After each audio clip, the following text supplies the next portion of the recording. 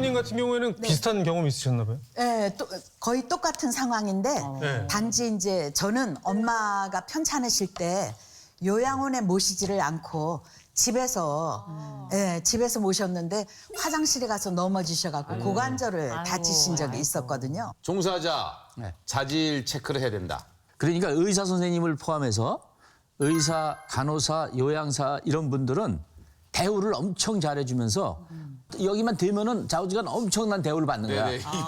대기업에 한 두세 배 받아야 돼. 아니 제가 노인보호 전문기관에 지금 노인학대 사례판정위원으로 있는데요. 네네. 이런 사례들이 너무 많아요. 많아요? 굉장히 많습니다. 그러면서 지금 이 영상에서는 저희 아버지에게 지금 문제가 생긴 거잖아요. 네네. 아버지를 도와주십시오.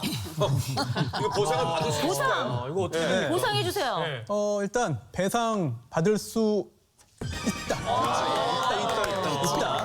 다만 이제 실무에서는 구체적인 상황에 따라서 받지 못할 수도 있어요.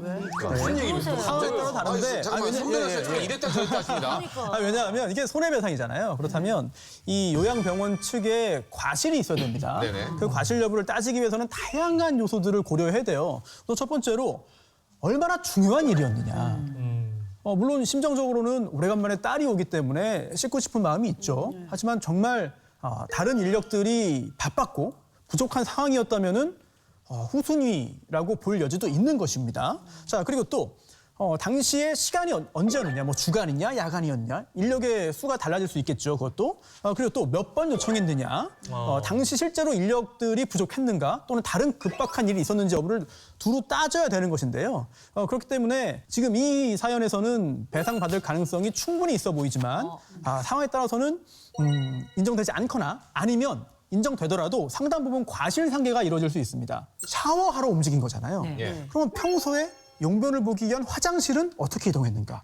그때도 이 요원들이 다 일일이 챙긴 것인지 아니면 화장실 갈 때는 혼자 움직였는데 그때처럼 움직이다가 이렇게 다쳤다면은 이거는 또 병원 측의 과실이 또 내려갈 수가 있는 것이거든요. 다양한 요소를 검토해 봐야 되는 사안이에요. 그러니까 그런 자료들도 좀 확보를 해놓고 있어야 되는 상황이군요. 맞습니다. 교통사고 겪으신 분들 많잖아요. 네. 저도 이제 겪어본 적도 있고 그런데 그때도 증거가 중요합니다.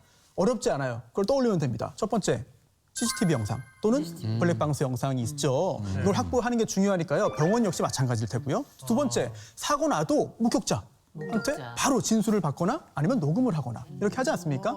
또는 가해 차량 운전자와 처음 대화할 때도 녹음을 합니다. 또는 뭐 인정한다고 뭐 이렇게 명함 뒷면에다가 받기도 하죠. 다르지 않아요. 그래서 이런 상황에 처했을 때도 이 요양병원 측 관계자 또는 같이 입원해 있던 다른 그 환자라든지 아니면 그 상황을 목격한 사람들에게 이야기를 듣고 이걸 증거로 수집하는 것이 대단히 중요합니다.